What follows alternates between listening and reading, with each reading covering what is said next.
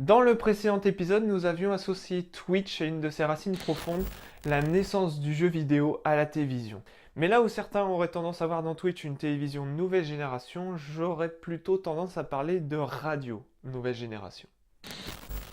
La notion entre jeu et joueur dans le contexte de l'émission de divertissement ayant été abordée dans le précédent épisode, je vous conseille fortement de voir le premier épisode sur Twitch avant de commencer cet épisode. Ceci ayant été évacué, je pense qu'il est intéressant de revenir à la base de notre réflexion, c'est-à-dire quelles sont les bases réelles de Twitch.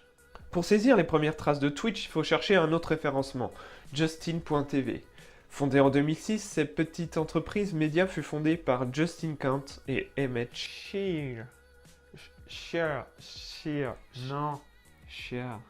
Bref, cette plateforme proposait alors du live casting, soit de la diffusion de vie privée en direct et en continu par le principe de surveillance. Autrement dit, du point de vue de la personne qui filme. À partir de 2008, le site devient multilingue et propose des fonctionnalités dignes d'un réseau social. Bla bla bla bla bla, histoire, bla bla bla bla, histoire. Au milieu de l'année 2008, près de 90 000 chaînes ont éclos sur la plateforme. 1 700 000 profils ont éclos et près de 119 ans de vidéos ont été diffusées sur la plateforme. Et il faudra attendre 2011 avant que le service de streaming se décide enfin à proposer de la VOD sur le domaine unique du jeu vidéo avec Twitch.tv. Un nouveau service qui ramènera plus de 15 millions de visiteurs annuels en 2011 selon Emmett Shear. Stop, c'est bon, on l'a déjà faite. Aujourd'hui, cette audience s'élève à près de 35 millions de visiteurs annuels. Une audience qui se répartit facilement entre les différents types de jeux comme le combat, le MOBA, le RTS, le tir ou encore le jeu de course. L'essentiel de l'audience étant évidemment trusté par les grandes compétitions. Mais revenons à l'échelle de notre streamer.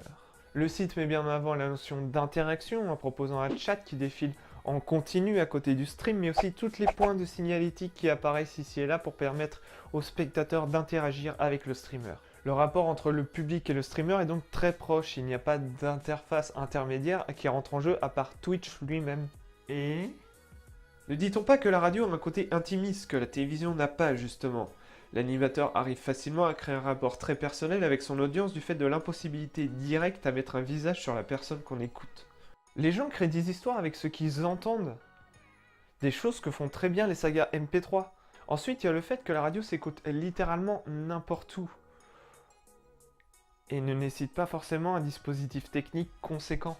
Et le lien avec Twitch ? Attends encore un peu 30 secondes, j'y viens.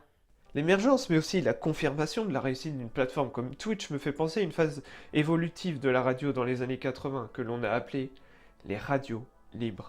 Oui, alors non pas vraiment, parce que l'émergence des radios libres, ça vient de la fin du monopole d'État sur la bande FM. À l'époque, seules quelques radios étaient autorisées à émettre sur la bande FM.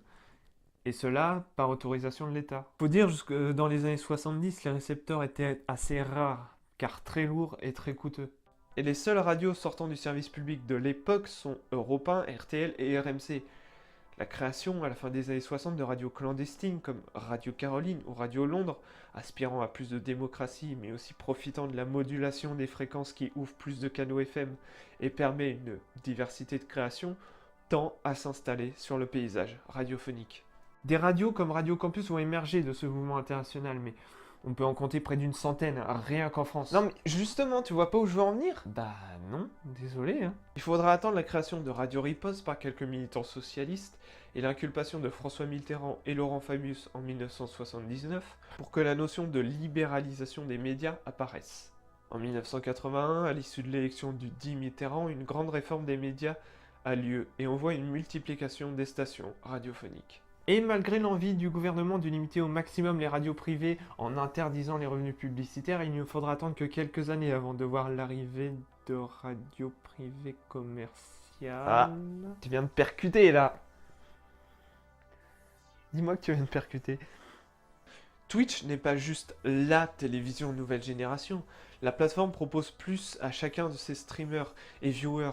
Comprends-moi bien, sur cette plateforme, il n'y a pas que du jeu vidéo, mais aussi de la libre antenne, des discussions, des débats. Et il y a certainement autant de streamers qu'il y a de chaînes Twitch, parce que la plateforme a libéré les ondes de cette espèce de nouvelle forme de radio. N'importe qui peut aujourd'hui proposer une libre antenne à côté d'un jeu et avec sa communauté, animer une émission qui fidélisera son lien avec celle-ci. Et comme ton attention est constamment perturbée à cause des réseaux sociaux et autres sollicitations engendrées par toutes les consultations quotidiennes, il est plus facile de suivre un programme en direct très long, juste en l'écoutant. Reprenant, sous certains aspects, le principe de la radio. C'est à cause de ça que tu vois en Twitch la radio de demain. Domingo et son équipe, c'est le vrai premier exemple de pont qui existe entre ces deux médias, entre la radio d'un côté et le streaming de l'autre.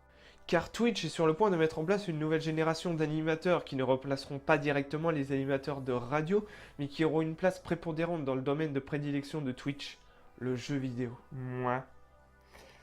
Mais pour toi, Twitch va vraiment remplacer la radio? Ah non, non, non, non, non, non, carrément pas.